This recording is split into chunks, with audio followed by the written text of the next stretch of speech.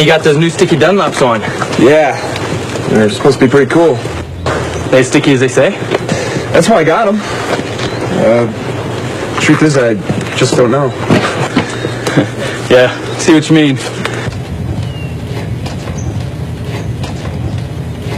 Well, the bike's fast. It's way faster than I am. Let's see how these other guys are getting on. Let's check them out.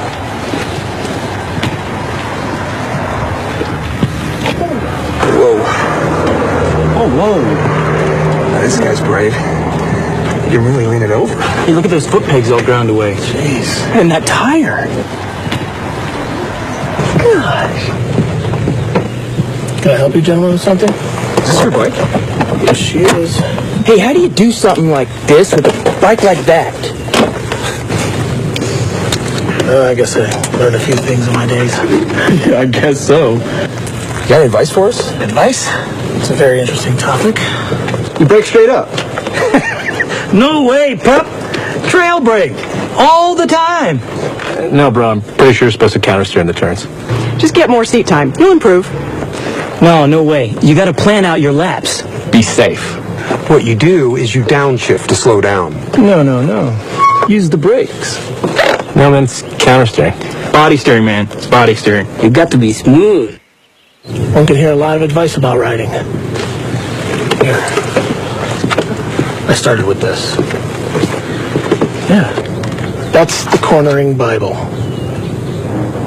Go ahead and read it for a week. And go ahead and bring it back to me.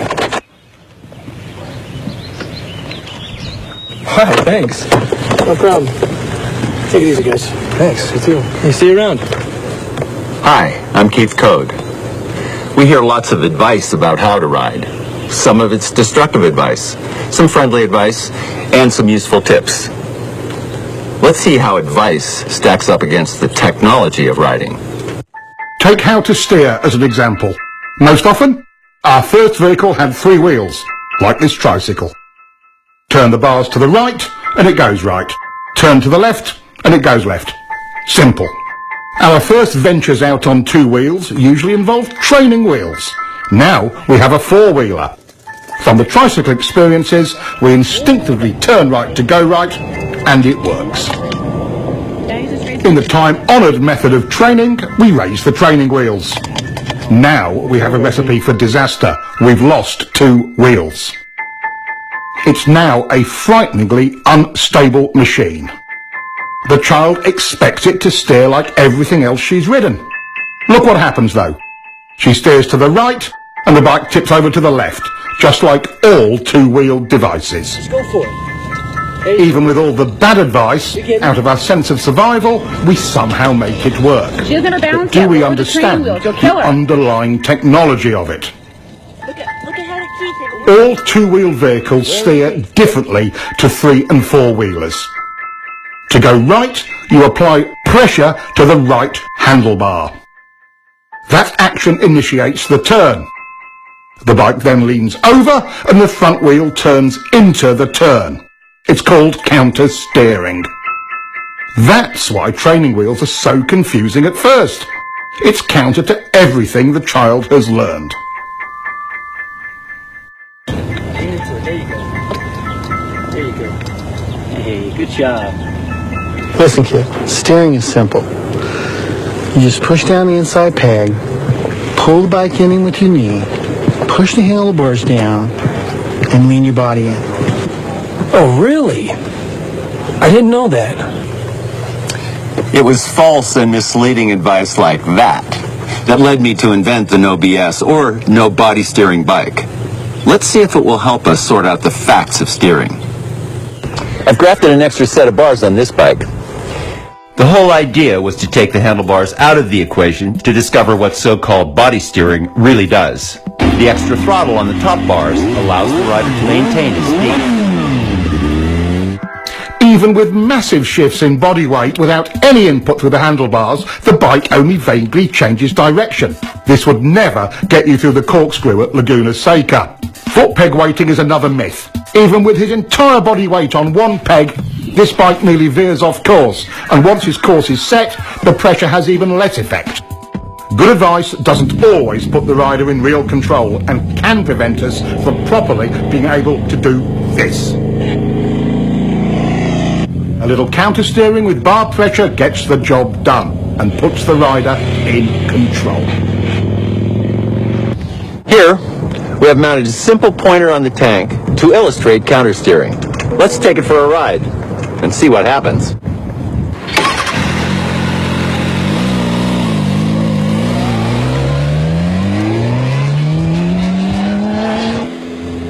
See how the pointer shows the bars moving first to the left and then right, and vice versa?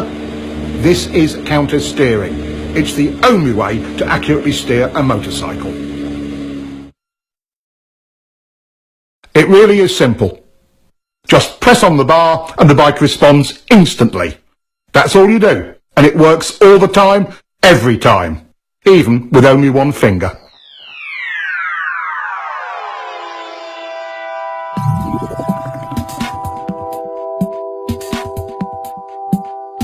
The idea that we lean to steer comes from the fact that when you lean right, you unconsciously pressure the right handlebar, and that counter-steers the bike right.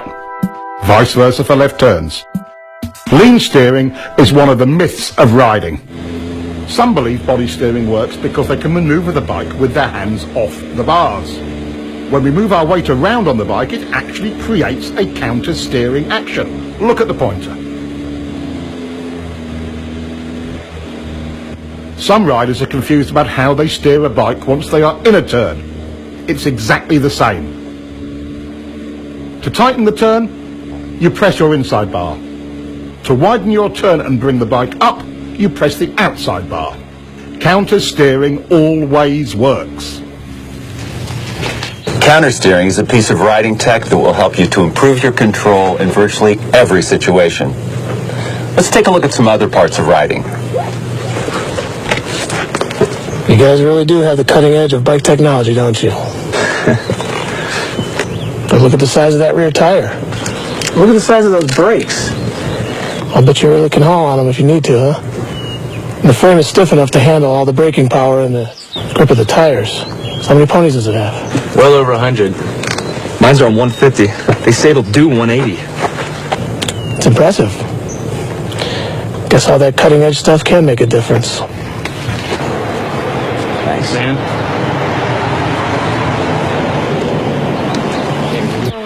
But sometimes the cutting edge cuts the rider. What's needed is the riding technology to match the machine's technology.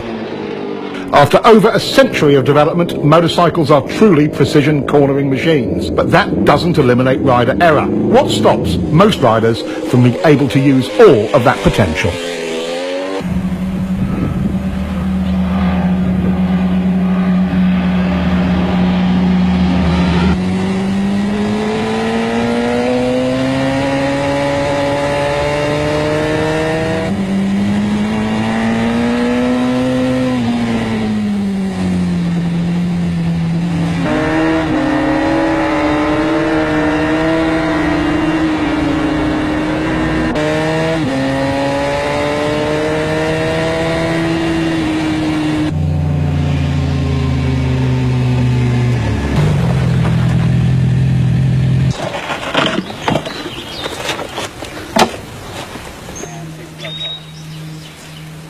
Man, I was riding as hard as I could, and the guy just disappears. Yeah, me too, man.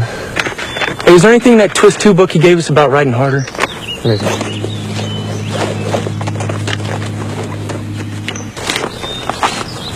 Here we go.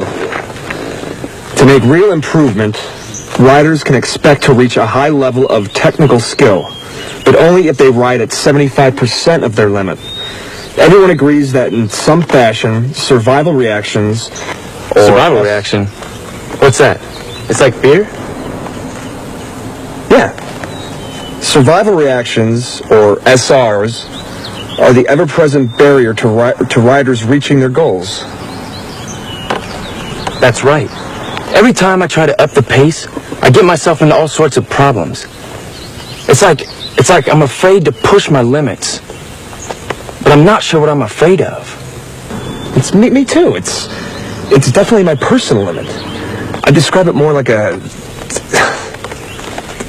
Mild panic.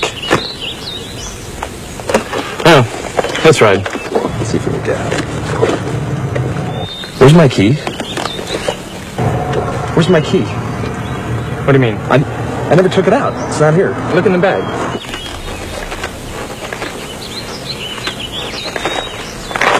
It's an agreed upon fact. Our instinctive survival reactions, our SRs, ruin a rider's hopes of being confident and in control.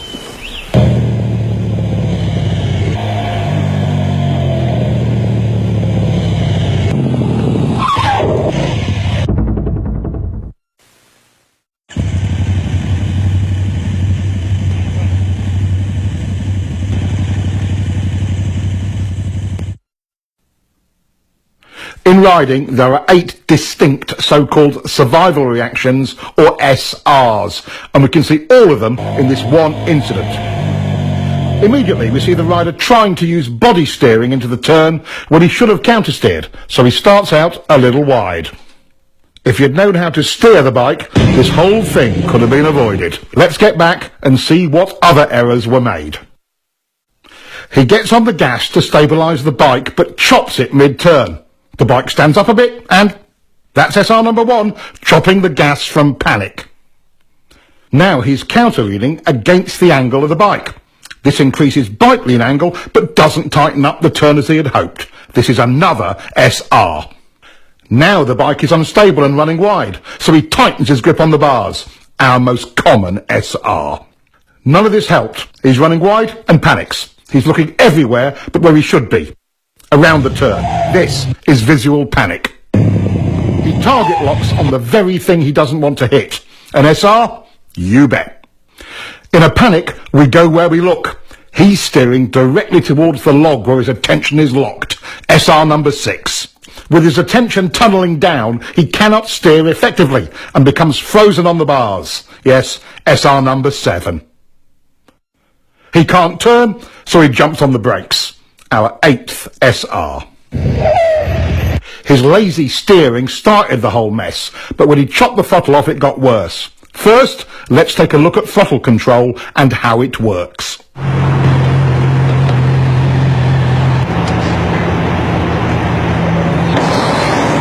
How'd you feel? My bike felt terrible on those turns back there. How was yours? Not too bad, but I didn't have as much grip as I'd like. The roads must have been really slippery. I think I need to play around with the suspension a little bit. You know how to do that? Yeah, but not enough. Hey, are there any suspension settings in that twist of the wrist 2 book that guy gave us? It says here that understanding the performance specifications of your bike is one step in reducing throttle control survival reactions that detract from your riding. Sounds about right. What does that mean? Considering that most machines in a static or constant speed situation have roughly 50-50 weight distribution, we can begin to calculate the guidelines for correct throttle control through a turn. The fact the rear contact patch is the larger of the two tells the story. Give me more weight, I can handle it. So, once in the corner, our task is to shift 10 to 20% more load to the rear to give it its fair share of load. This we do with the throttle. Technically speaking, we want a slight 0.1 to 0.2 G's of acceleration to accomplish that. Simply put, in a straight line, it's the force generated by a smooth 5th gear roll-on in the 4 to 6,000 RPM range on pretty much anything over 600cc. That's not much acceleration, but it transfers the weight. Whatever the RPM range, we must maintain the weight transfer by continuing our throttle roll-on. Throttle control rule number 1. Once the throttle is cracked open, it is rolled on evenly, smoothly and continuously throughout the remainder of the turn.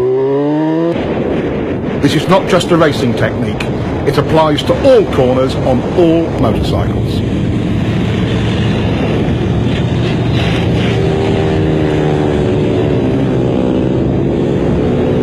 Once the correct transfer of weight is achieved using the throttle, any big changes in that weight distribution will reduce available traction, which is especially important in poor traction conditions.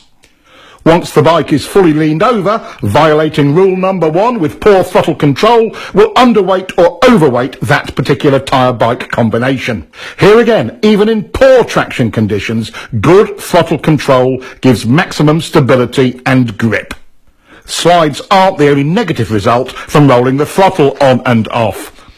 For track riding and racing, each throttle on off or even just a hesitation will cost you time.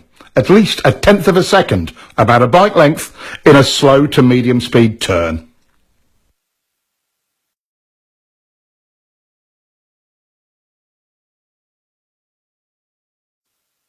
In higher speed turns, the same throttle error will cost you even more. The effects of wind drag are substantial at higher speeds.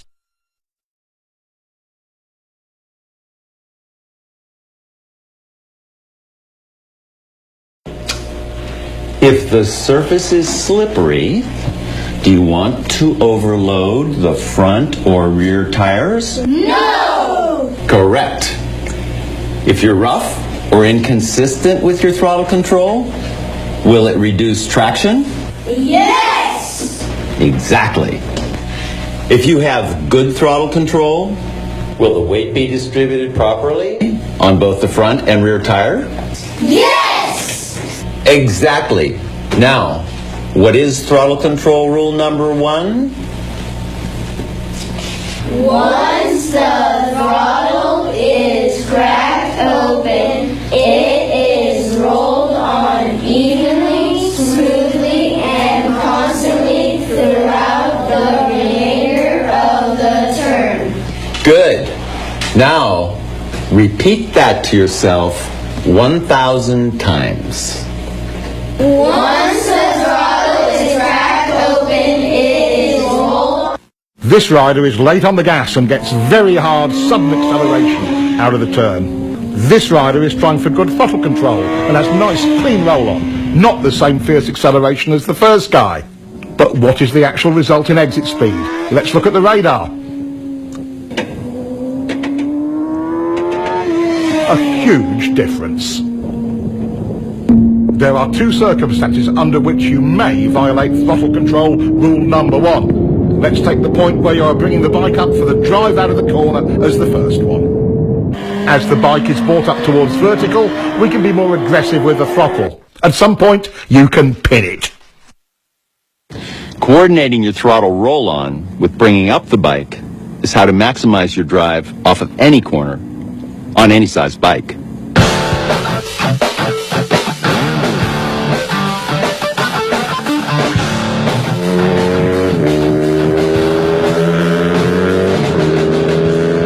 Most riders wait until the bike is nearly upright before they increase the roll-on rate. The skill of it is in accurate timing of the pickup and roll-on. What difference does it make? Quite a lot. The second exception to throttle control rule number 1 is traction control. Riders can be far more aggressive with mid-corner and exit throttle. Double apex turns are the other exception to the throttle control rule. Since you're actually dealing with 2 turns, it's okay to roll off or stop the roll on between the 2.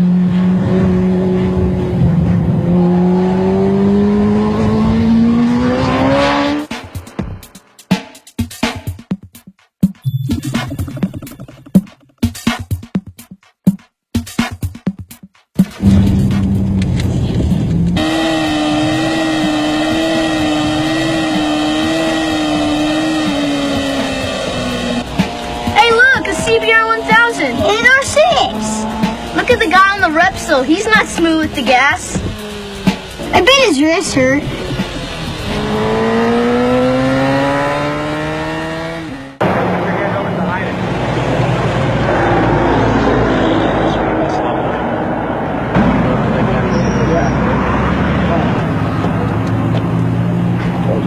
Told ya.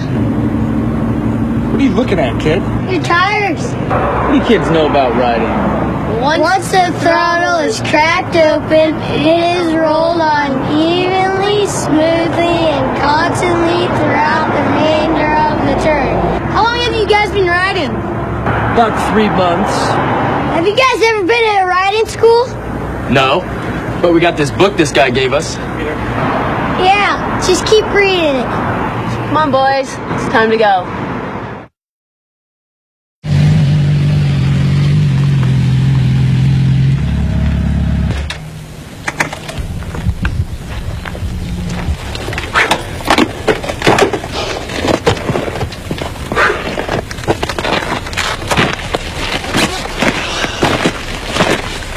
At some of those places, I just couldn't help myself. I kept rolling in and out of the throttle. That was cool. Completely perfect the whole time. Really? That's funny, because I still can't get a continuous roll on. That's SR1. Rolling out of and on and off the throttle when you shouldn't. That's right. Survivor reactions. How could I forget that? Good handling means predictable traction, and good traction depends on your suspension working well. In mid-corner, on a properly set up bike, the forks and shock work best in roughly their mid-stroke range. With good throttle control, you can see the forks working in their mid-stroke in mid-corner. Is that as good as it gets? Is the bike happy? Are you happy when the bike is happy? Yes, yes, and yes. At what range do we want the rear shock to operate? In the middle, of course. That's its most compliant range. That's its sweet spot, just like the forks. Once you get back on the throttle, weight begins to transfer to the rear. The rear shock becomes our main concern because we must now rely on it more for stability and traction. Contrary to popular opinion, getting on the gas hard makes the back of the bike rise. That applies to both chain and shaft drive bikes. As it rises, the rear suspension becomes stiff. This results in the rear tyre not being able to follow the road's surface as well, and traction is reduced.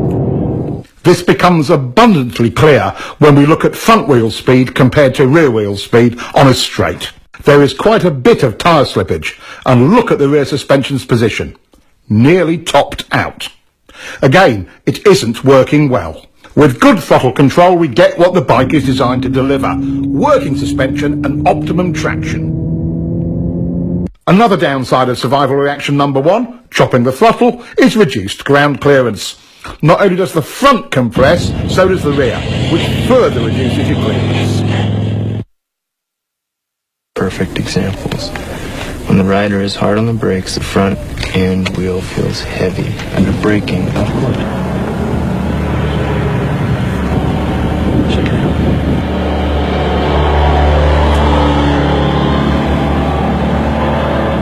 Man, he is smooth. Good throttle control allows the suspension to work properly, and the bike is smooth. Let's see if we can catch him. Our new riders might have grasped the idea of good throttle control, but they certainly haven't mastered it yet.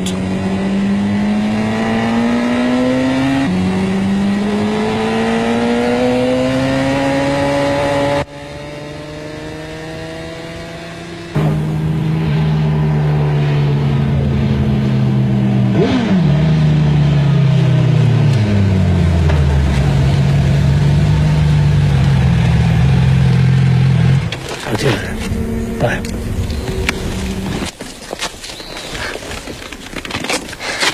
I figured you guys would come this way. Well, we figured out why you're so smooth.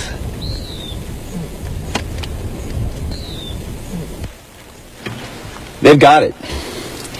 Your forks, shock, and suspension settings create the potential for good handling.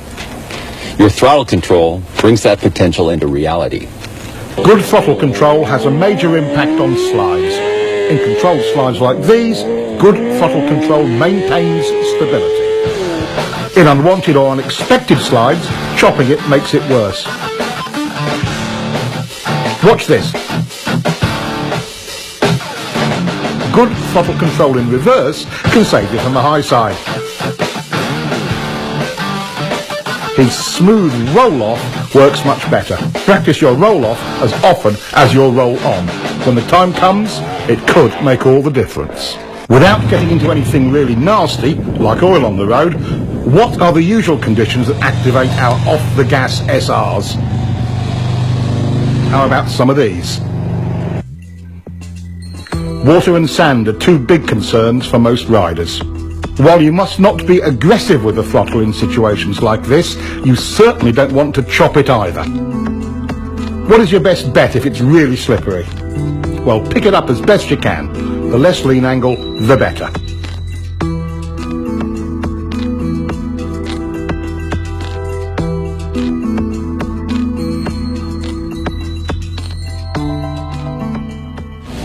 Looks like good throttle control solves many of our rider problems, doesn't it? Yes.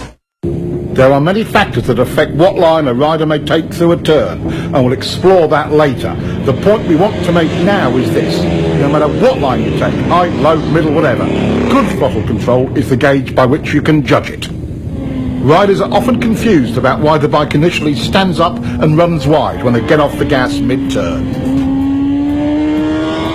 Once into your lean and the gas is rolled off, weight transfers to the front of the bike, compressing the forks. That weight goes to the front tyre and spreads out the contact patch. This creates additional drag on the patch to the inside of the centre line of the bike. That drag countersteers the bike upwards and it runs wide. The whole thing can seem confusing, especially as the rider expects to tighten the turn when he rolls off the gas, and he finds the opposite of that happening. A moment later, since the gas is off, the bike slows, leans further over, and finally tightens up the turn. Applying brakes mid-corner creates the same effect. When the weight transfers forward, the result is the same. The bike stands up. A static throttle slows the bike as well. Again, the bike tends to run wide. This effect is even more pronounced at higher speeds and steeper lean angles. Getting on the gas too hard too soon will also send the bike offline, wide. Getting on the throttle too slowly makes the bike feel unresponsive.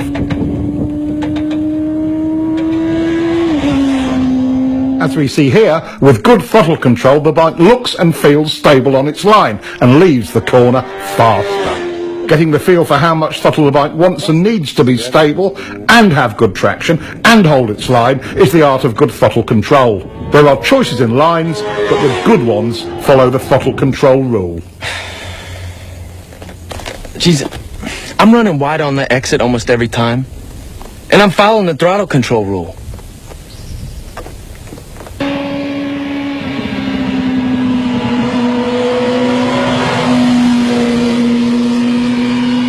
It doesn't make any sense. What's that twist 2 book say? You get on the gas as soon as possible. Well, I'm definitely doing that. But still, coming out, I can't hold my line. Well, yeah, mine's holding a line. It's just unstable at the beginning. I'm not running wide on the exit, but my bike doesn't feel planted till I get to the apex. I don't know what we're doing wrong. Let me take a look.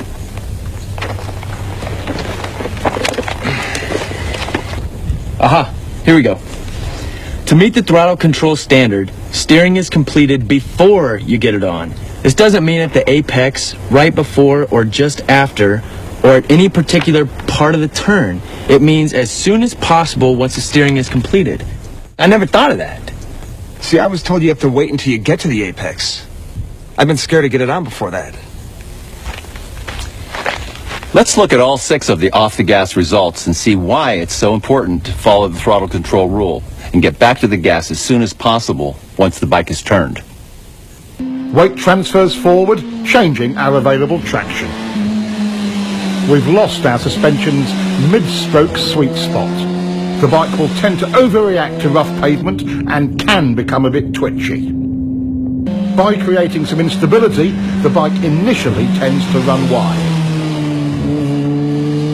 As we saw before, we lose ground clearance on both ends of the bike. And lastly, the bike slows down. These are the 6 results you get from waiting too long to get back on the throttle. Getting back on the gas as early as possible solves all of these. The bike becomes planted and predictable, but can you get on the gas too early? This rider got greedy with the throttle way too early, but the solution was correct. Roll off, reduce speed, repoint the bike, and then roll back on. To add lean and throttle at this point of the turn is a common cause of crashes. But this is the way it really should be done.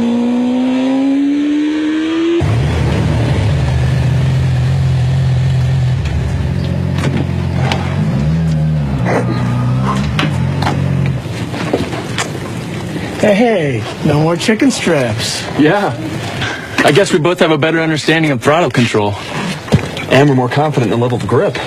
Right, throttle control is a secret to getting the most out of your bike. But there's one place you really need to go to see if you have it nailed. The track. I'll see you guys at the track.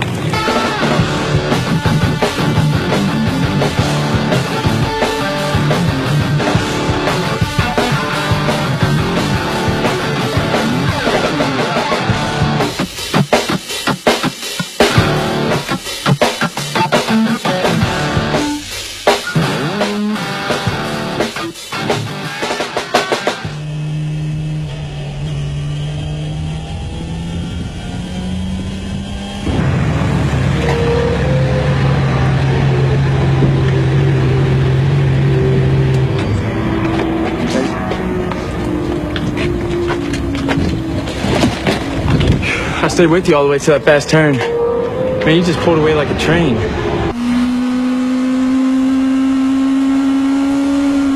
That's because you were charging the turn. Charging turns is a common rider error. Being fearless with the speed and brakes coming in often adversely affects entry and mid-turn throttle.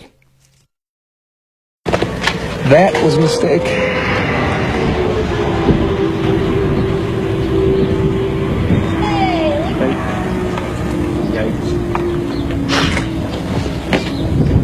All right, so when my arm is rising, I'm rolling on, and when it's falling, I'm rolling off. So my left hand is telling you guys what my right hand is doing, okay?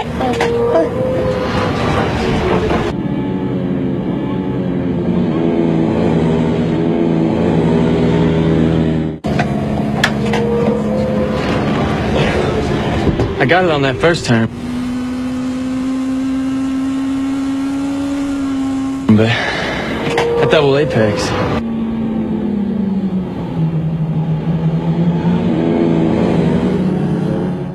Well, man, you're still charging the turns. Yeah, you're right. That's SR number one in another form. I'm greedy with the gas going in there, then coasting and losing too much speed. Charging your turns just masks your sense of speed. Let's take a look.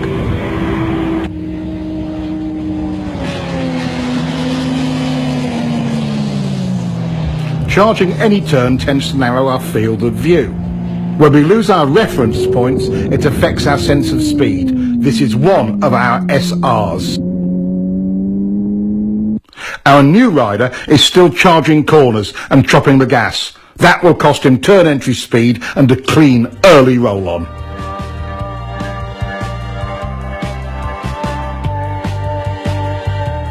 This looks pretty rough. Even in slow speed situations, the throttle is our friend. Nothing else will stabilize the bike. Once you've mastered your throttle control SRs, you have taken a giant step towards control over the bike and confidence in yourself at any speed.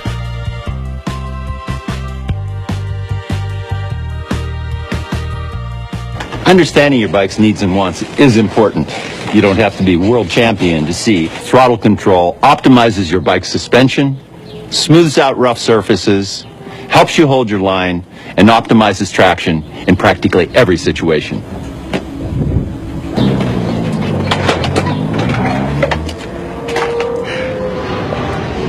Man, this track riding is really hard work. Yeah, I got a really bad forearm pump. I could hardly grip the front brake. It's like riding motocross all over again. We gotta get ourselves down to the gym and work out a little more often. Yeah. My first reaction is to tell them both to relax. Let's take a close look at how excess rider input creates instability and tires out the rider. Here again, holding on too tight causes the rider to receive too much input. The tighter you hold on, the bigger the bumps seem. Small shakes from the front end are amplified as well. Why are the bars moving? What are they searching for? They're trying to find a position that will stabilise the bike by maintaining the correct tracking of front and rear wheels. The bike does this without any help from the rider. If the rider could hold on tight enough to stop the bars moving, he would only amplify that wobble.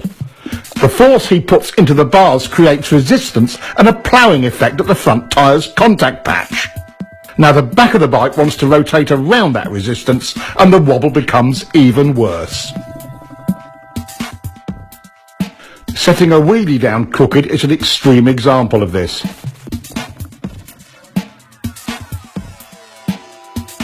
Let's look again. When the front wheel is not in alignment with the bike's direction of travel, there is a huge resistance created at the front contact patch. The wheel immediately tries to realign itself with the bike's direction of travel. Take a look at the massive deformation in the front tyre as it sets down. When the rubber springs back into alignment, the front end shakes. Look at the difference in front end shake the rider is creating when he is too tight on the bars.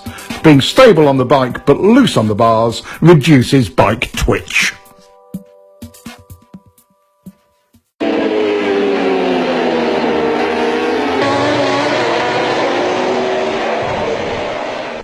Holding on too tight transfers engine and road vibration to your hands and arms, tiring them out and making them numb. This in turn causes you to hold on even tighter. This same elevated level of feedback can, again, easily distort your sense of speed. When the rider responds by tightening up on the bars, it gets worse. This is SR number 2 once again, tightening on the bars. Over poor surface conditions, a rider who tenses his back gets out of harmony with his bike and will tend to bounce in the saddle. This causes extra suspension action. Your legs are a terrific help to your bike's suspension in these situations. Riding light in the saddle using your legs with a loose and slightly arched back helps enormously. Most riders become anxious about being blown around by other vehicles or the wind and tighten on the bars. As the upper body is buffeted by the wind, the bike is being steered by the wind. Ride loose like this and the wind's effect on the bike is reduced. Other key rider jobs are similarly affected by holding on too tight. Being stiff on the bike while riding through bumpy turns tends to turn the throttle on and off. Suspension and traction are affected because good throttle control is not maintained. Riding loose solves this.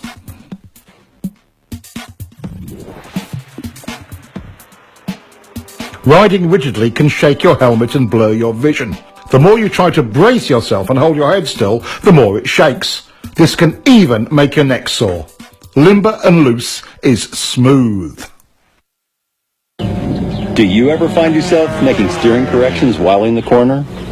This is another part of survival reaction number 2, gripping the bars too tightly. As the bike runs wide, or feels like it's running wide, survival reaction number 2 kicks in and steering corrections occur.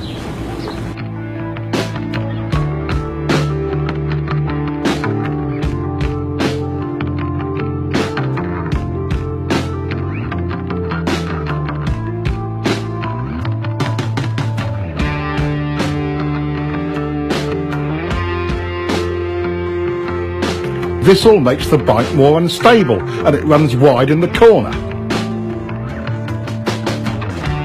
How much actual bar pressure is needed to hold your line? As you can see, with good throttle control, none. Check this out.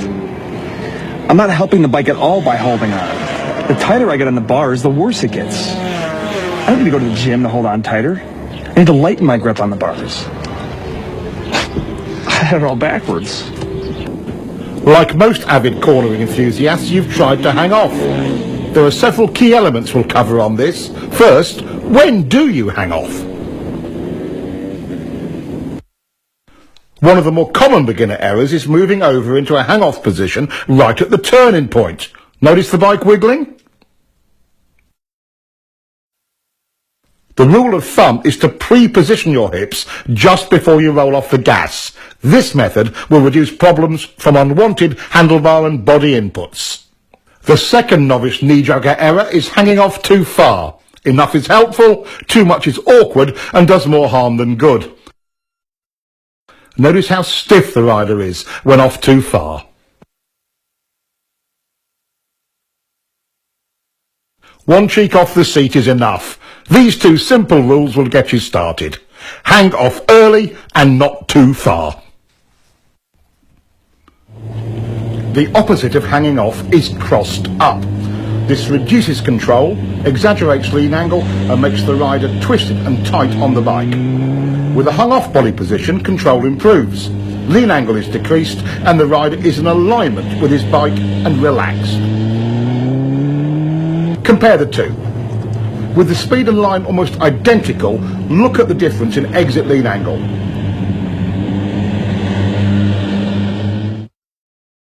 Less lean equals more throttle and better drive. Now let's compare straight up riding with hanging off and see if there is a difference. Here he is riding straight up. Once again, at nearly identical speed and line, there is a measurable difference in lean. Body position on the bike can positively or negatively affect your riding. He could have gotten over sooner for this corner. Getting over before turning, he's smooth as silk entering the turn. Both errors here, moving over while turning, and he's off too far. The problem is compounded when you lose connection with the bike. He's remedied that. Now back up a bit. There he goes. His arms can now be loose and relaxed. When the whole body position and turn entry package is done right, it affords a rider the maximum of control with the absolute minimum of effort. Here's another view of a clean, loose run through a turn. The human machine works this way. When the lower body is unstable, we must rely on our arms and torso for support. Once the lower body is stable, we are at liberty to relax the torso and get great body position. Notice how much lower he can go without tension. Let's look at the difference between his moves on the bike when disconnected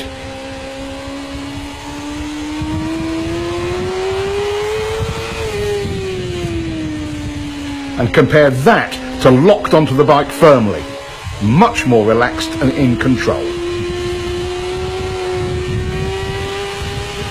The crossed up riding style looks even worse from on board. Everything about the rider is twisted and unnatural. Head, shoulders, even eye position is strained. One last look at the difference between riding crossed up and stiff on the bike and riding in alignment, well connected and loose.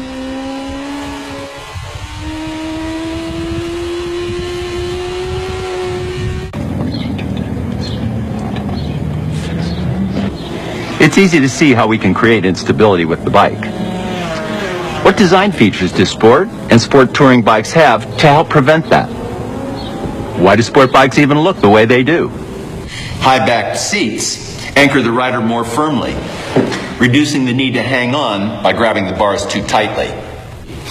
Large tanks help provide a better perch on the bike. Some riders use it for elbow or forearm rest during cornering. They can also provide a resting place for the upper torso. Knee cutouts on the tank's side provide a more stable way to hold on, allowing the rider to use the bars less. Rear set foot pegs are really important. They give the rider a more stable perch for moving around on and steering the bike. If this bike had cruiser pegs like this, it would be unrideable. In fast turns, trying to anchor yourself firmly on the bike requires something to hold on to. Unfortunately, the inside bar is the handiest thing, resulting in the rider pulling on it. This makes the bike go to the outside of the turn because you are counter steering. Gripping the bike with one or both legs eliminates this problem. Resting an elbow on the tank can help. The hanging off style can have another unfavourable side effect. By pulling yourself from one side of the bike to the other using the bars, you will make the bike wiggle. Anchoring yourself firmly on the bike and using your legs to move reduces unwanted handlebar input and avoids the problem.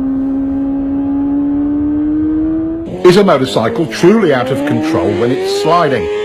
How do you save it when the front or rear tyre gives up traction? Why don't the fast guys always crash when their bikes slide? While wiggles and shakes are distracting, there is a far more dramatic and deadly result from survival reaction number 2. That's being too tight on the bike. This is the stable position for a front wheel during a slide. What would happen if the rider resisted this movement? When you counter the front end's natural attempt to stabilise the bike, you create resistance at the front contact patch, making the slide worse, and turning into high sides like this.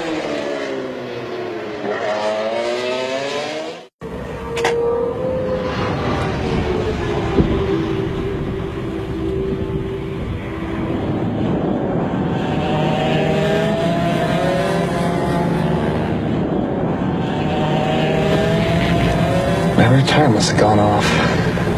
Sliding in turn 3. Problems? I didn't know you were out here. Yeah, sliding in turn 3. How's your throttle control through turn 3? Really good. I've already worked that out. You have any arm pump? Yeah, now that you mention it, I think I do. Well, being tight on the bike can start little slides before you get anywhere near the limits of traction. Really? It's not the tire? Well, can you ride it just to see? Sure. Always wanted to ride one of these.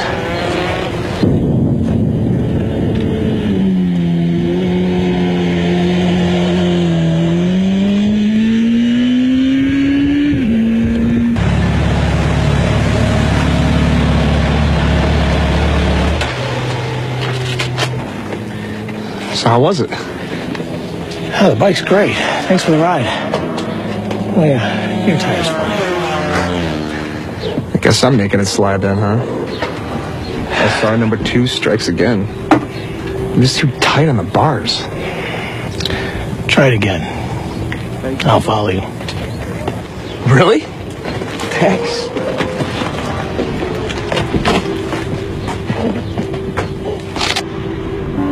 While he may not be really fast yet, our new rider is making real progress.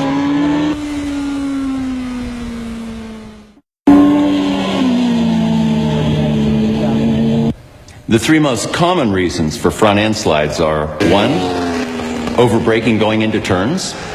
2, from overloading the front tire. This is called pushing the front end. The standard solution to a pushing front end is getting back on the gas. And 3, from slippery surfaces. Fighting the front will make you crash. Letting the bike do its own thing, relaxed on the bars, is the right choice. You are dangerous to yourself to the degree you let this survival reaction number 2 grip you in its claws. Take control by doing nothing. Let the bike stabilize itself. I'm getting a lot of head shake over turn 6. I think it's my shock or forks. Guess it could be a bad tire. Does it happen every lap? Yeah. No. Maybe once every 2 or 3 laps at first. Then it did it every lap. I had to pull in. See, here it says bikes don't do anything every few laps. Only riders do. So I bet if you loosen up on the bars, it'll stop. Yeah, I think you're right. You know?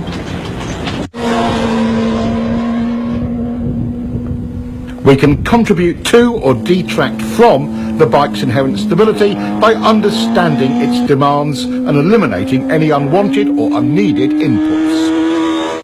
Take braking. With the weight forward, stiff arms, and up on the tank, the bike stoppies. With less bar pressure and the rider stabilised by the tank, the bike is more stable. Back in the seat with loose arms gives controlled braking. Even with severe lock-up, control is much improved.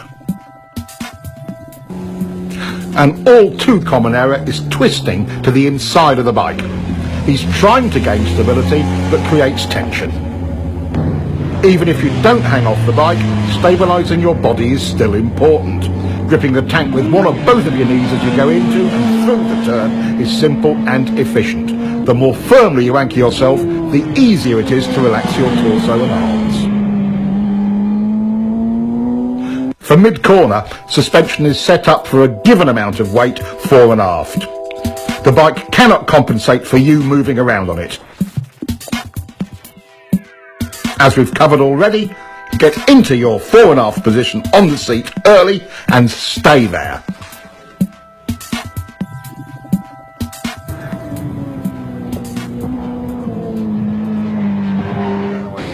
Just to recap, your bike's suspension can be adjusted for a variety of road and track conditions, but you cannot adjust it for excess rider input.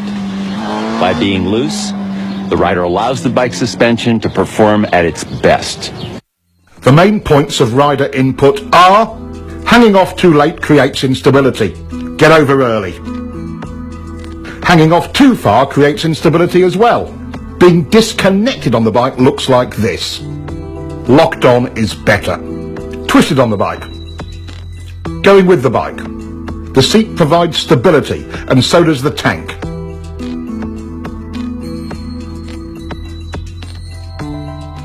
Use your pegs. Riding stiff, riding loose. Using the bars to hold on, using the tank. Tight equals front end shake. Loose is stable. Crossing on the bike, going with it.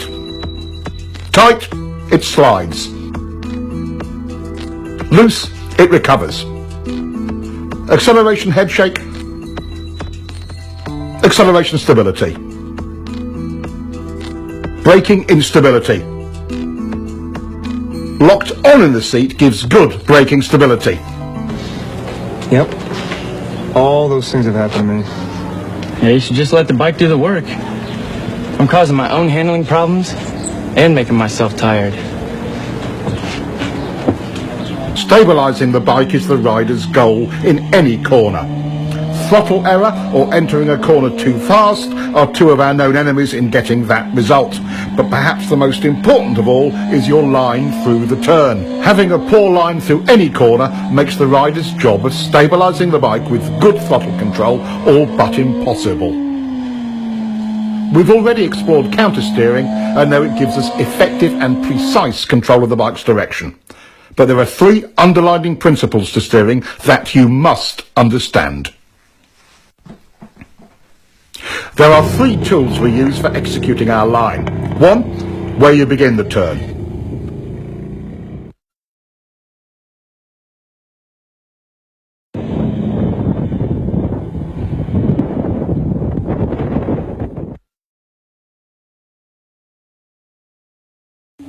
2, how quickly you flick the bike over.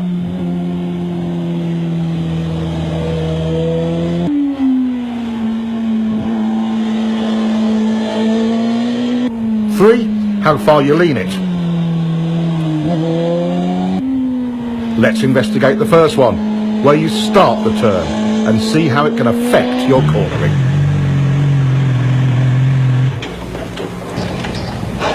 Hey, you're doing good, huh? That's getting better. Looks like it. Getting a feel for throttle control, but it's inconsistent.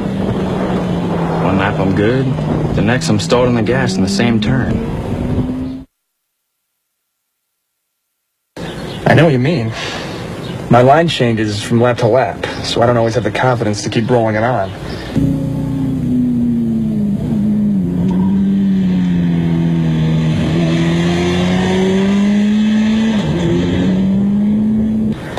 Gets to me. Yeah, that happens to me too. It totally blows my confidence and I'm right back to rolling it off. I hate when that SR happens. Yeah, well, it says here that there are 11 things that are influenced by where you turn into a corner. 11 things. Guess what? Both of our problems are on that list. Really? Yeah. But what is the solution? What can you do to bypass these problems? The answer is too simple. Find and use a good turn-in point. Finding a turn-in marker and using it will give you consistency. It helps you avoid problems like inconsistent lines and throttle errors. How can you find a good line? Once you establish a reference point, the trial and error method will tell you what works and what doesn't. That tar snake on the pavement is a good reference point. He tries a later turn-in, but that chops up his brake release. A little earlier runs in too wide and the throttle goes off and on. Right after it, he carves a clean line and, most importantly, the throttle control is great.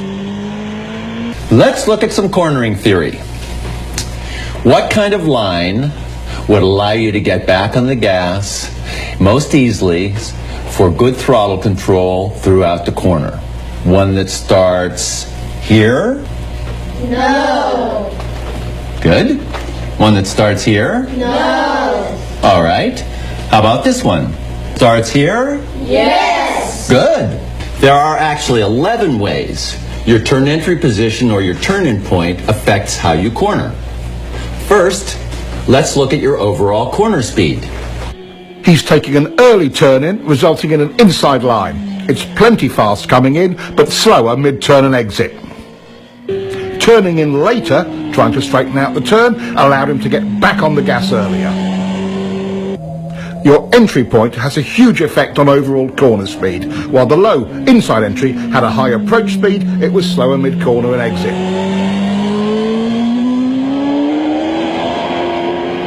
The higher outside turn entry allows him to point the bike more towards the exit. Even before mid-corner, he's back on the gas. Now let's look at how entry point affects braking. Your beginning and ending brake points are both modified by where you start your turn. On the low inside line, you're leaned over longer and brake pressure is critical because it's easy to lock up the front wheel.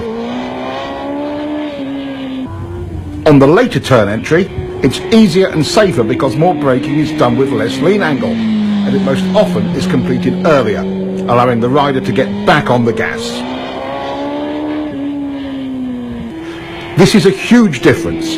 If the pavement was slippery, which line would you choose? Finishing the braking earlier or later? Your turn-in point determines that. Let's follow him in on the high line. He ends his braking just as he's flicking it in, and he gets a better drive. By the way, even though it's usually a minor point, downshifting is another thing that is affected by where you turn in.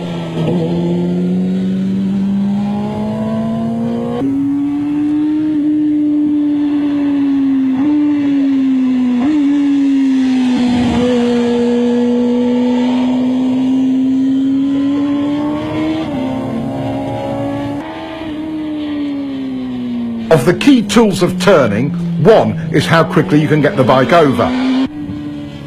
It's easy to see how the early and later entries compare in this regard. The low entry requires lazy steering. You can't flick the bike onto its line. The later turn-in allows for a decisive steering commitment to the turn. Mid-corner and exit stability and speed start when the gas comes on. Watch both lines to see where the gas comes back on.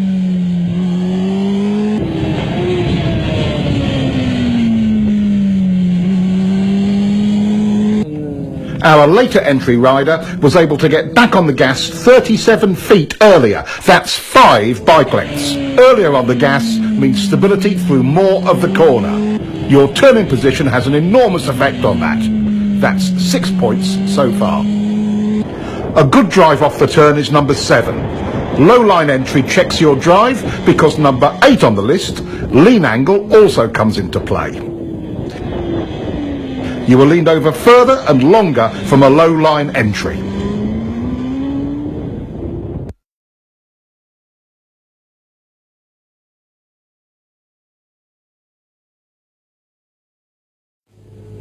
Seeing a line that is taking you too wide does not inspire confidence. Seeing one that points you further up the road does. Number 10 is how much road you have at the widest point of your exit. On the street, the same principle applies. Staying in your lane through the middle and exit of the turn is all easier with a later entry point.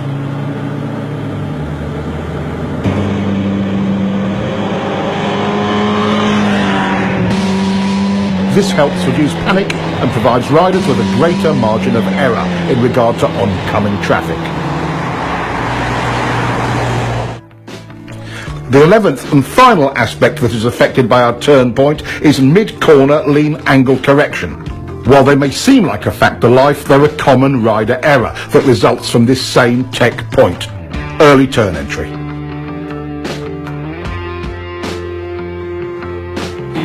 Throttle control rule number 1. The clean, continuous roll-on is always easier once you have established a workable turn point. The single biggest cause of SR number 1, going off the gas when you should be rolling on, is a bad line. We now know all 11 aspects of your riding that are affected by your turning point. Let's quickly review them. 1. Where the brakes go on. 2. Where the brakes go off. 3. Where the throttle comes back on. 4. Where the bike is pointed once fully leaned over. 5. Where will you finish the turn? How wide will you run at the exit? 6. Where will you downshift? 7. How much lean angle will you use? 8. How many, if any, steering corrections will you make? 9. How quickly or slowly will you have to steer the bike? 10. How much speed you can approach the turn with? 11. How quickly or slowly the throttle may be applied. Good. Those are the 11 things affected by your turning point. Now, let's look at how quickly you turn the bike and how that affects your cornering.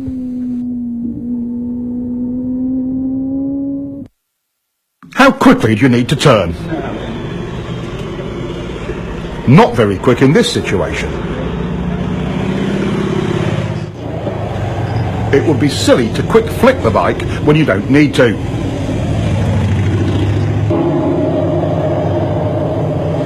Here's the perfect flick rate. Being able to get a quick, clean flick has many advantages.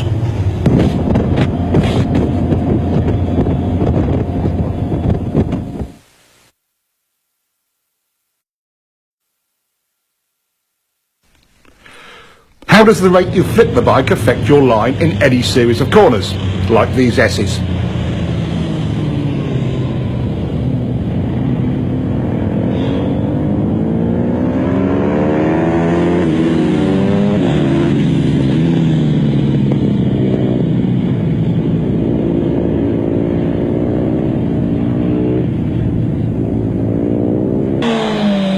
This rider's turn rate was too slow to get him on line to set up for the next corner. This rider makes the same approach, starts his turn at the same place and is running the same speed and with a quicker flick. His setup for the next turn is a perfect line and it will work exactly the same way for you.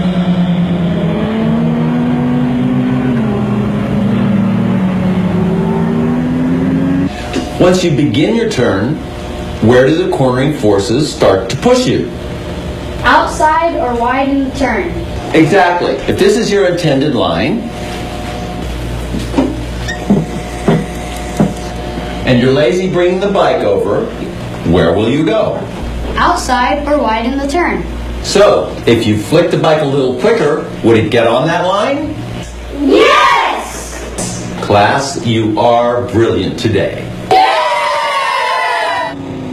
Since we don't like to run wide in turns, and for a very good reason in situations like this one, we must continue to lean the bike further and further to make the corner. Lazy steering forces you to lean the bike more than is necessary, and you'll be leaned over longer. Let's compare.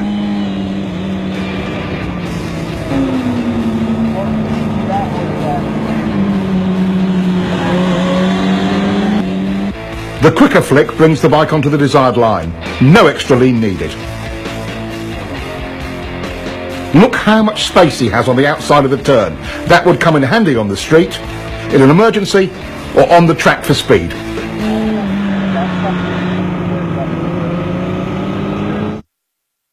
And look at the difference in acceleration.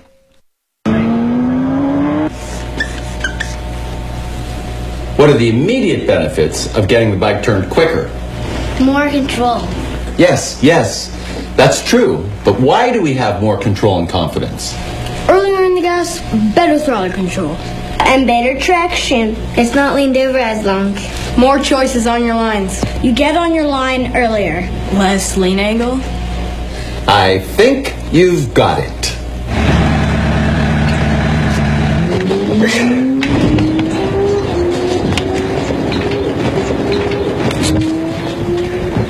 Are they even in school? Maybe that's a version of homeschooling, huh?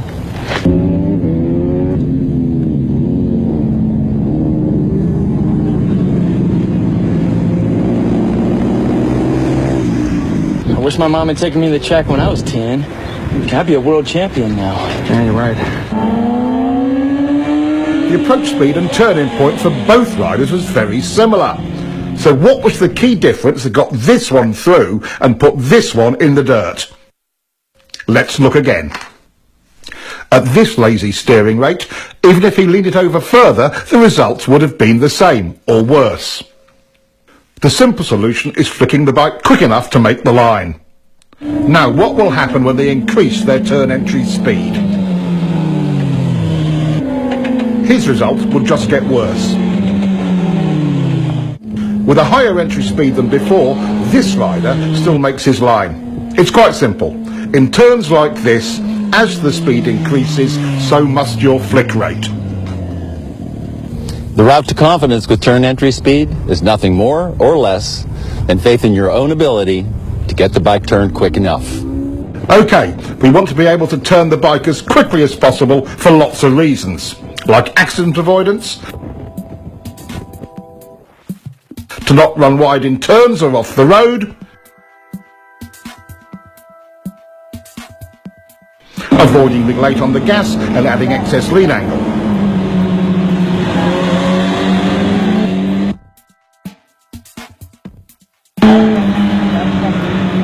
Not to mention, you'll get a better drive. How do we make this possible? How do you become efficient with your steering? What works and what doesn't work? The plane of rotation of the bars looks like this. At a steep angle like this, half your input into the bars goes straight down and is a total waste of energy. At this angle, you're still only 75% efficient. Here, your input is in line with bar rotation and is 100% efficient.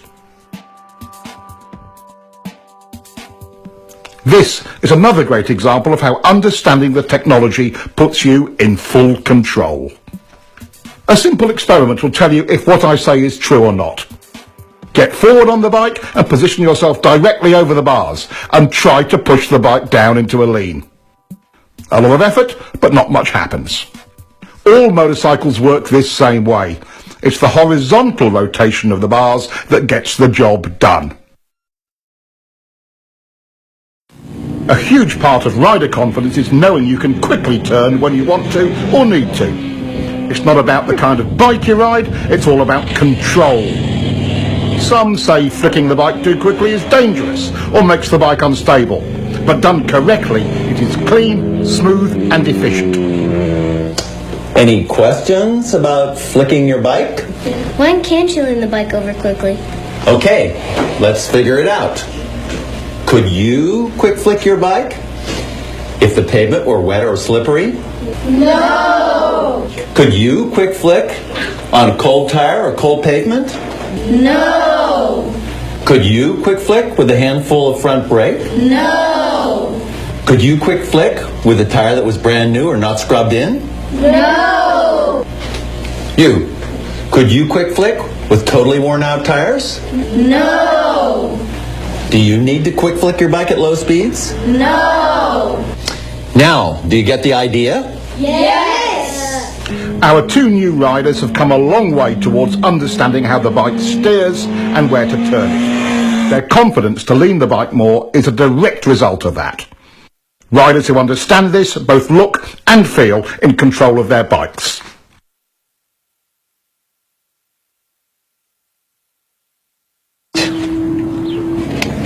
It's amazing. Once you understand the actual technology steering the bike, it totally changes your riding. Yeah, completely changed. I feel in control of steering the bike now. I know how quick to turn it. I know when and where I need to lean it. It's like I'm seeing the turns completely different now. My SRs are way quieter. It's so simple. Yeah, once you understand it. In double apex turns like this one, things can sometimes feel a little busy. Trying to maintain a continuous throttle roll-on only runs you wide, because it's really two turns. But the rider has more choices. Just roll the gas on a little bit and hold it there. Not horrible, but not really stable either. Get on the gas, and then off to turn it for the second part of the turn, then back to the gas. But that only chops it up, doesn't it? He could go in hard and brake a bit, then on the gas again. That could work, but you'd better be super smooth. Okay, how do we do it? Timing is critical. Getting back into the throttle early stabilises the bike. Then, mid-corner, instead of rolling it off, he just stops rolling on. Here is where your body position comes into play in a big way. When you stop your roll-on, some weight transfers forward. If you are low and to the inside of the bike, it hooks around, tightening the bike's turning radius. That helps to get it pointed toward the exit without upsetting the bike. Look at how much earlier this rider is getting into his down and to the inside body position.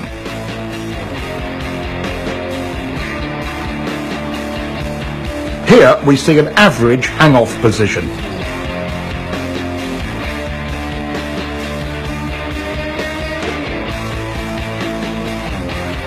Here's a more aggressive body position. Notice he's able to hold a tighter line.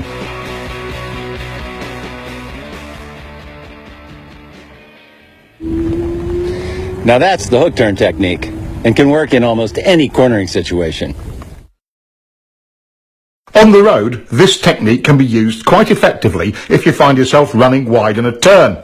Dropping to the inside and down position, plus a smooth roll-off or momentary hesitation, not a chop-off of the gas, tends to tighten the turn for you. And don't forget to look where you want to go. That's way better than the alternative. Here is a technique that can aid you greatly in your efforts to steer your bike accurately. We quite naturally push off or pivot from our trailing foot to produce maximum power and control. With that in mind, using the left leg to generate the power to press on the right bar and vice versa is a logical step. It provides the rider with maximum stability on the bike. Stability equals control and strength. As we lock our lower leg into the bike from the foot peg to the tank, we begin to create lower body stability. The next step is a slight tightening of the thigh muscles. This locks the pelvis in position, which then provides a stable base for the whole torso. With the torso stable, the rider's ability to apply pressure to the bars is vastly improved. We call this pivot steering. You might call it power steering, because once you master it, it feels so easy to steer the bike. Work on your quick turn. It pays huge dividends in control and confidence in any situation on any bike. Now that we know what a turn point is all about, how often do you get it just right? Is it usually too early or too late? Too early. That's right. Riders tend to turn in too early, and there is a reason for it. Would you like to know how to change this part of your riding? Yeah! Going where we look is an unfortunate survival reaction. In fact, it's SR number 5.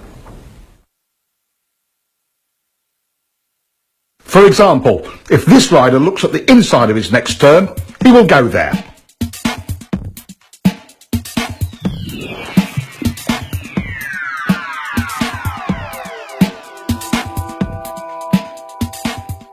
Once our attention becomes fixed on something, we steer towards it. In common parlance, it's called target fixation, and that's what causes riders to take too early an entry into corners, or run wide, like this.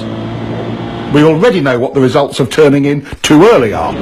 Training yourself to look in without turning in is how we overcome this SR. We call it the two-step technique.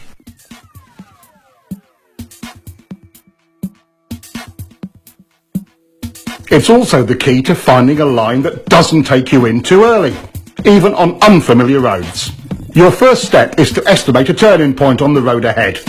You don't know the road, so you're just establishing a temporary reference point. Step 2 is find your mid-corner position. Where you clip the inside of the turn is your apex. The trick here is looking in to find it without turning the bike in at the same time. Now he looks in, but notice how he is staying wide in the corner. Now, would you be able to see a line from this position? No. Keep looking, but don't turn yet. How about from here? Not yet, but it's getting better. Okay, now you can see your apex clearly. That's exactly where your turn-in point should be. Nothing provides more confidence than knowing you're on a good line, and it does wonders for your throttle control.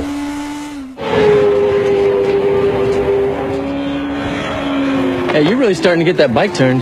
Yeah, I just wish I was more consistent with my lines. I'm feeling kind of lost. Well, you know there's 4 chapters in here about vision. There's a technique in one of them. It's called the two-step that's supposed to help.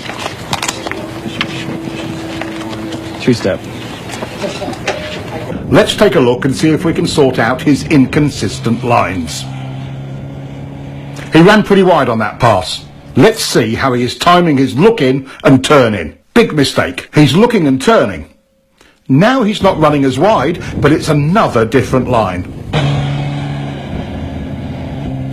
The two-step visual technique solves more than just where to turn into a corner. It can also help with your consistency.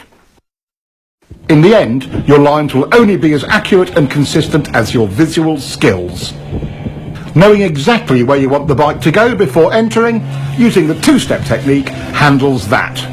Applying the two-step technique allows the rider to gain space and time at the entry of the turn, to apex and pick up his next turn point accurately. Once you truly learn to lead with your head and eyes, you'll be able to enter all corners smoother, more accurately, and, for track riding, usually faster. It's as good as it gets. Using the two-step turn entry technique also helps combat the look-in, go-in early SRs. By training yourself in this technique, you will always be 2 visual steps ahead in every turn entrance.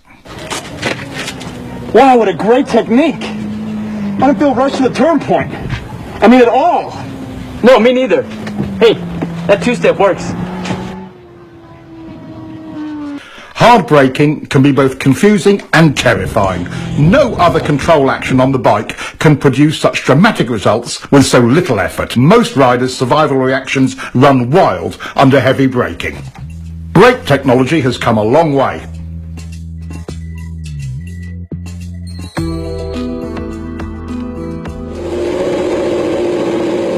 These improvements give riders far more choices on how to brake. But the laws of physics still govern how hard we can use them. Brakes, just like the throttle, are lean angle sensitive. The more lean angle you use, the less you can use either of them. This brings up all kinds of questions about technique. Should I do all my braking straight up? Or should I trail the brakes into the turn?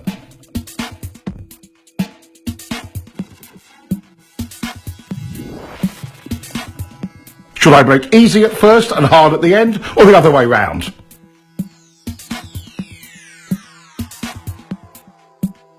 How about easy, then hard, and then easy again?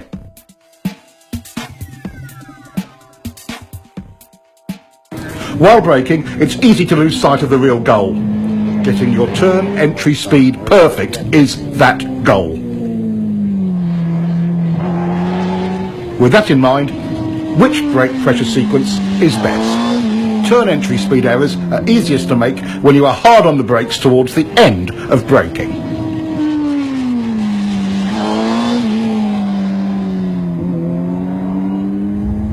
In the fine art of braking, gradually trailing the brake off is the way to accurately find your entry speed.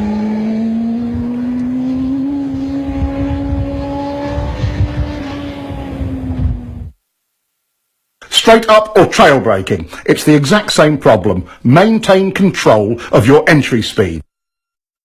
Overbraking, SR number 7, often creates other problems like poor throttle control and extra steering corrections. Both unsettle the bike and can even cause excess wheel spin. Panic braking in the middle of turns is something we try to avoid because it stands the bike up abruptly.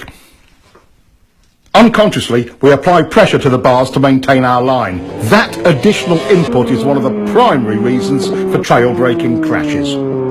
Restraining bar flutter does not let the front end follow the road, which reduces available traction even more. Despite its dangers and drawbacks, trail braking is a useful tool. Just imagine yourself leaning into a turn at 200 miles an hour with the brakes on like this. If you have to brake in a turn because of an emergency, like debris or a surprise decreasing radius, bringing the bike up as you do it is your best hope for not washing out the front end. Simultaneous braking and downshifting smooths things out and reduces distractions.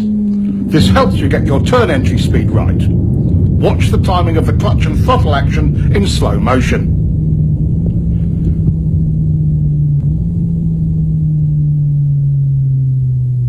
Slipper clutches seem to make this unnecessary, and modern electronics will probably make it an obsolete technique someday.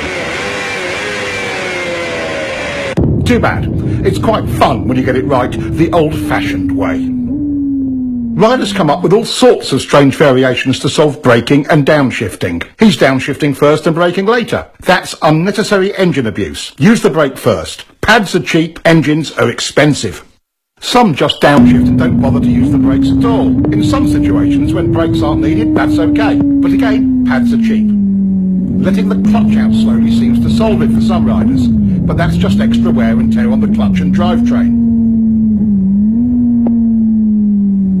Here, he's revving the motor, but the clutch release is so slow he loses all the revs from his throttle blip. Many riders use this sloppy method of downshifting. No revs at all and a slow release of the clutch.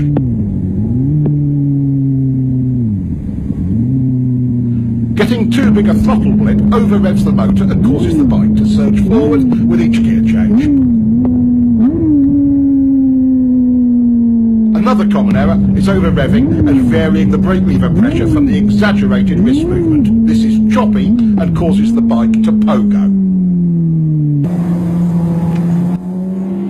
Too early downshifting uses the engine as a brake and over-revs it. Not revving the bike between shifts and inconsistent brake pressure pogos the bike up and down. Here, he's shifting and easing out the clutch slowly. That takes time and attention.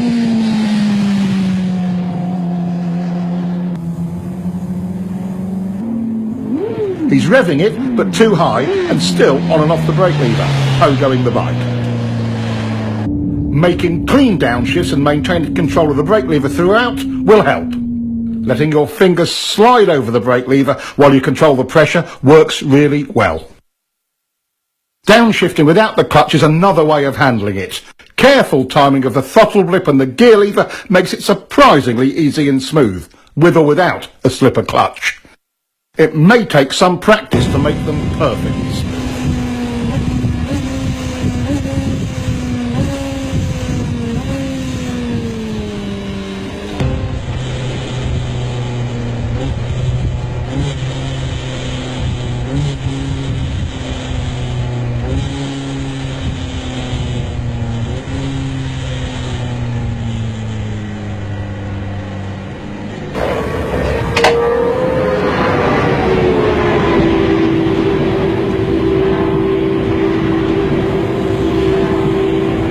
Hey, you guys were looking pretty good out there in the corners. Thanks. You know, we learned a lot from your book. That's great. I'm really glad to hear that. I did notice one thing, though. How do you guys feel about your braking and downshifting? I see. So, clutch in, gas on and off, clutch in, gas on and off, clutch out, clutch in, gas on and off, clutch out, you got it. Clutch in, gas on and off, clutch out. Just a little coordination point is really all it is. I can't believe how distracting that used to be. Oh, absolutely. Even after I improved my visual skills, I was still feeling rushed with the turn entries. Well, you know, I guess this is a pretty good example of how little coaching can really help. Oh, man. Traction is the obvious limiting factor on our speed and direction changes. We've explored how throttle control, rider input and surface problems can affect traction. But let's take a closer look. A new rider's perception of traction is a little sketchy. As we gain more experience with traction, our perception improves. There are some classical approaches to understanding traction used by average riders and pros alike. They can give riders a new perspective on tyre grip. It's a classic route to understanding traction. Here's Keith's solution to understanding traction. He calls it the lean and slide bike.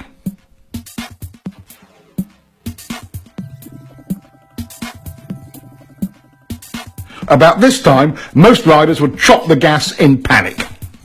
It takes a lot more to lose traction than most riders think, but there are situations you should be aware of. Of course, if the tire was new and not yet scrubbed in, or too old, too cold, tire pressure was wrong, over or under inflated, if you were riding on a slippery surface or a polished surface, leaning the bike over too far, other mechanical problems, it would slide. The slide bike helps train riders to avoid slide errors. Watch what happens when he chops the gas.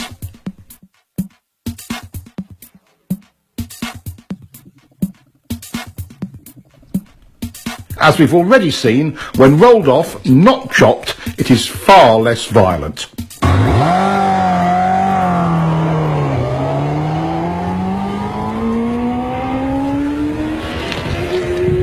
Overriding the grip of new or cold tires is a classic novice riding error. Even at relatively modest lean angles and speed, a cool tire on a cool day can surprise you when you first go out.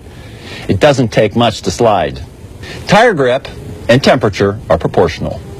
A cold tire feels like it has maybe 25% its normal grip. A warm tire on a warm day feels more like 75% or more right away. Don't be a fool. Gradually bring the speed and the temperature up. Never trust the tires. Trust yourself. Learn to bring them up to temperature according to conditions.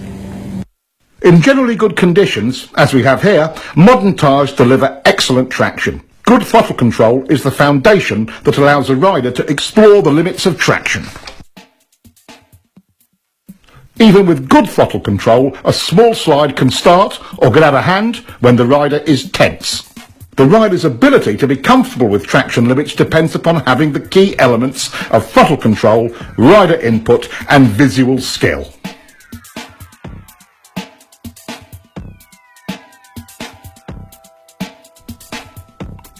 Two other aspects of traction are important to understand. The more lean angle you use, the less side grip you have. The solution? Even when the rear tyre is totally lit up, bringing the bike up into the slide helps the rider maintain control. The lean and slide bike is one of the training methods used at Keith's school to help riders gain that confidence and experience with traction.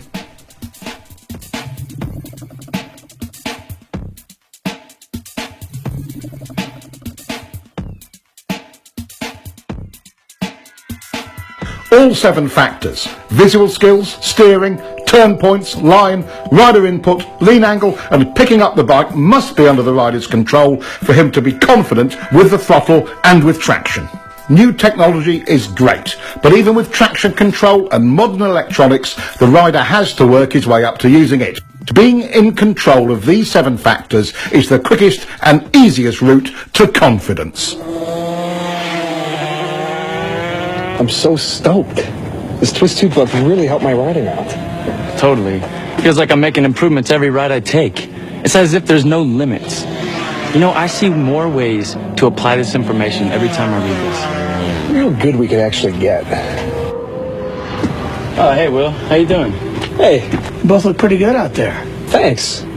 Yeah, but after watching you ride, you know, it just makes us want to kick it up a notch. So how'd you do it? I went to school. School? Let me ask you something. What do you do for a living? Well, I'm a doctor. I'm a software engineer. Why? Well, did you wake up one day just knowing how to do your trade? Or did you learn it by going to school? Okay, point taken. So, how do I find a school?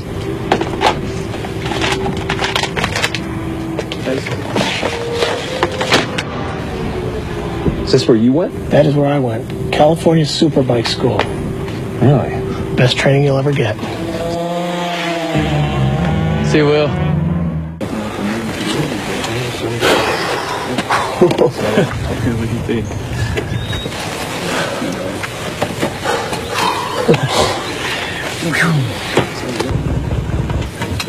You guys must really push it hard. How do you ride that thing to the edge? I've learned a few things over the years. You got any advice for us? Advice? There's a lot of advice out there, guys. Why don't you get the real tech on riding? We'll lend you this copy of the Cornering Bible. We'll be here next weekend. You can give it to us then. So it's the wrist, too. Wow, thanks a lot, guys. No problem. Looks like I have to get myself another copy.